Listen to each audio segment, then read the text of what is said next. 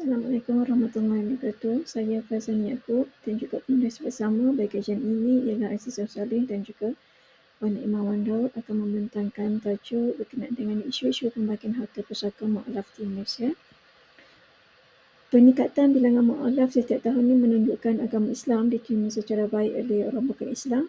Pelbagai bentuk sokongan dan galakan yang telah diberikan oleh pihak kerajaan maupun pertubuhan bukan kerajaan Islam bagi memastikan golongan mualaf ini dapat menyesuaikan diri dengan persekitaran baru dan tidak dipinggirkan yang boleh membawa kepada isu murtad. Namun penerimaan penislaman mualaf ini turut memberi impak kepada harta yang ditinggalkan selepas kematian mualaf. Jadi kajian ini bertujuan untuk mengkaji isu-isu yang berkaitan dengan pembahagian harta pusaka mualaf di Indonesia. Kajian ini adalah berbentuk kualitatif di mana data-data dikumpul melalui perpustakaan seperti jurnal, laporan kes, website dan sebagainya. Kemudian data-data ini dianalisis secara sistematik dengan menggunakan teknik analisis kandungan.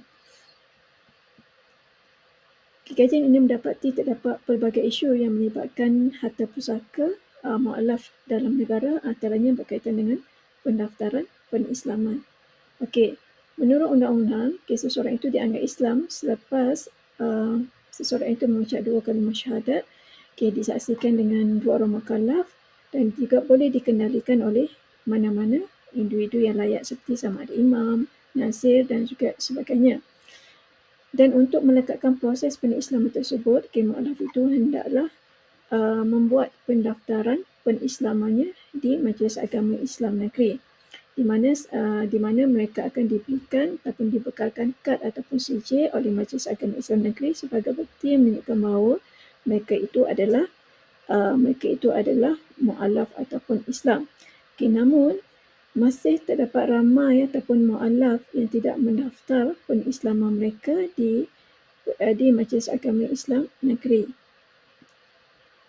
Jadi ia juga turut memberi kesan apabila berlakunya pertikaian mengenai status Islam semati yang turut boleh menjejaskan pembahagian harta pusaka mualaf. Yang kedua ialah berkaitan dengan merahsiakan penislaman. Kita dapat mualaf yang merahsiakan pengalaman daripada pengetahuan keluarga atas beberapa faktor, seperti antaranya disebabkan oleh keselamatan. Yang kedua, kerana tidak mahu dibuang keluarga. Antara lain juga sebab nak supaya mendapat warisan ataupun mewarisi harta daripada keluarga bukan Islam.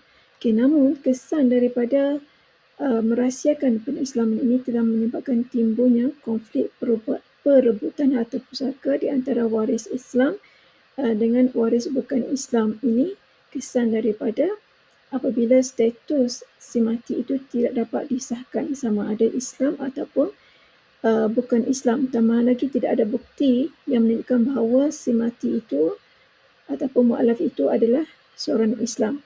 Jadi dekat sini ia memberi kesedaran kepada Majlis Agama Islam, Mahkamah Syariah, Mahkamah Tinggi Sivil untuk menentukan status mualaf, dan juga ia sudah tentulah ia akan mengambil masa untuk menyelesaikan kes tersebut, di mana ia akan turut menjejaskan pembahagian harta pusaka dalam Islam.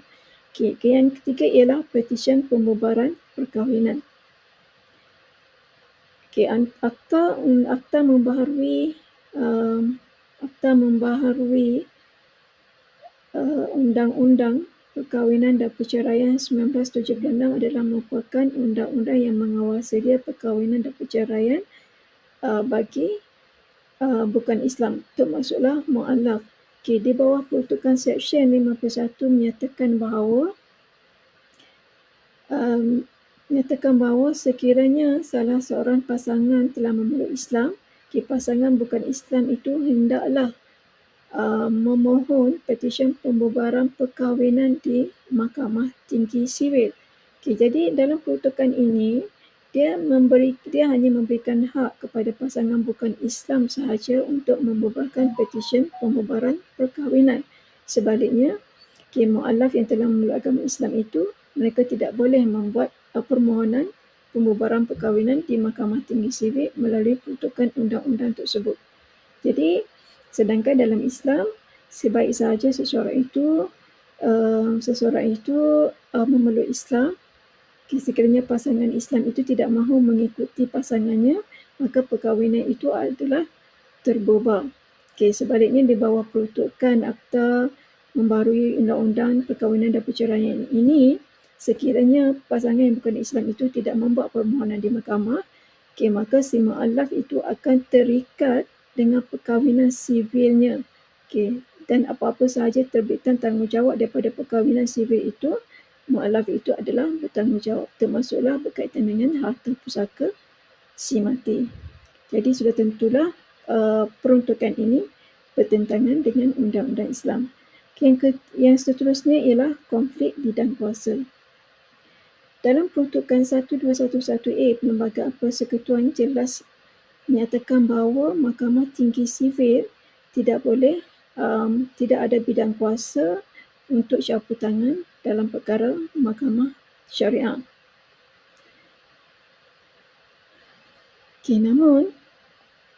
Namun bila melibatkan isu berkaitan dengan pemelukan Islam mu'allaf ini, ia boleh menimbulkan bidang kuasa mahkamah kerana terutamanya berkaitan dengan pembubaran, contohnya berkaitan dengan pembubaran perkahwinan. Pasangan bukan Islam, dia tidak boleh membawa tuntutan mereka di mahkamah syariah. Di mahkamah syariah. Dan sekiranya pasangan bukan Islam membawa kes itu ke mahkamah syariah seperti untuk membubarkan perkahwinan sivilnya di mahkamah syariah, persoalannya, adakah keputusan mahkamah sivil itu mengikat pasangan bukan Islam? Berdasarkan kepada kes-kes yang telah dilaporkan menunjukkan bahawa apabila pasangan berkahwin secara sivil, hanya Mahkamah Tinggi Sivil sahaja yang layak untuk membubarkan perkahwinan pasangan tersebut walaupun mungkin salah seorang pasangan itu telah memeluk Islam. Yang seterusnya ialah isu berkaitan dengan tuntutan daripada waris bukan Islam. Secara umumnya, waris bukan Islam ini tidak layak untuk mewarisi harta daripada orang Islam. Namun tuntutan daripada waris bukan Islam kepada mu'allaf ini sedikit sebanyak telah mengganggu-gugat kedudukan waris Islam. Tambah pula apabila mu'allaf itu tidak mendaftarkan pendaftaran penislaman dan juga tidak ada